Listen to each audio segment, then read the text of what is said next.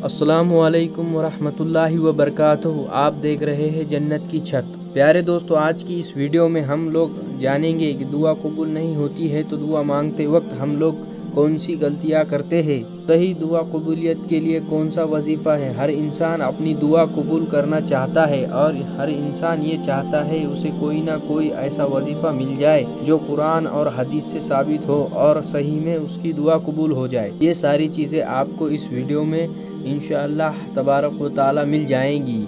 इस वीडियो को ज़्यादा से ज़्यादा शेयर कीजिए, अल्लाह आपको इसका अजर ज़रूर देगा। तो प्यारे दोस्तों, आइए शुरू करते हैं आज की वीडियो।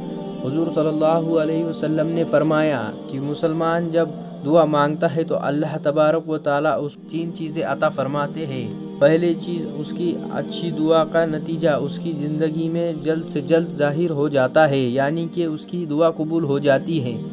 दूसरी चीज़, अल्लाह तबारक व तआला उसकी ज़िंदगी से कोई मुसीबत दूर फरमा देता है, यानी कि जब दुआ कबूल नहीं होती है तो आप ये मान लें आपकी ज़िंदगी से कोई ना कोई मुसीबत दूर हो गई है। तीसरी चीज़, उसके लिए आखिरत में भलाई जमा की जाती है। एक रिवायत में है कि जब आखिरत में बंदा अपनी दुआओं का सवाब देखेगा जो दुनिया में कबूल नहीं हुई तो तमन्ना करेगा काश दुनिया में मेरी कोई दुआ कबूल ना होती।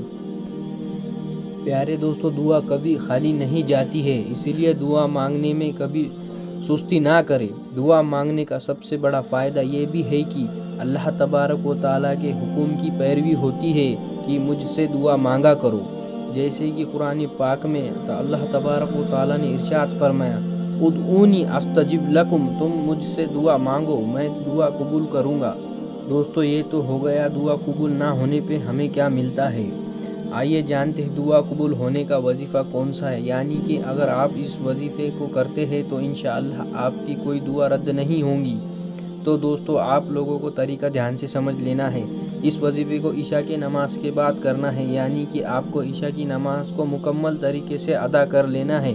उसके बाद इस वजीफ़े को करना है खामोशी के साथ, यानी कि वजीफ़े करते वक्त किसी से भी बात नहीं करनी है।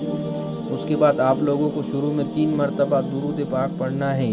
दुरूद पाक जो आपको याद हो वो पढ़ना है। उसके बाद आपको या अफ़ू इस तरीके से आपको 21 बार पढ़ना है और आखिर में 3 बार दुरूद पाक पढ़े जो आपने शुरू में 3 मरतबा पढ़ा था, वही दुरूद पाक जो पढ़ना है। जब आपका इतना वजीफ़ा मुकम्मल हो जाए तो उसके बाद आप अल्लाह तबारक व तआला से अपना जो मकसद है, जो हाजत है, उसके लिए दुआ मांगे। इंशाअल्लाह आपका बेड़ा पार हो जाएगा। इस वजीफ़े की मुद्दत 7 दिन है, यानी कि अगर 7 दिन तक लगातार ईशा की नमाज के बाद इंशाअल्लाह आपकी नामुमकिन दुआ भी आप इस वजीफ़े को कर लेते हैं तो अल्लाह तबारक व तआला कबूल फरमा लेगा। हम अल्लाह तबारक व तआला से दुआ करते हैं कि जितने लोगों ने अभी इस वीडियो को लाइक किया है इनकी तमाम परेशानियों को दूर फरमा दे, इनकी तमाम बिगड़े काम बना दे। तो प्यारे दोस्तों, आपने अभी तक हमारे चैनल जन्नत की छत को सब्सक्राइब नहीं किया है तो सब्सक्राइब कर लीजिए।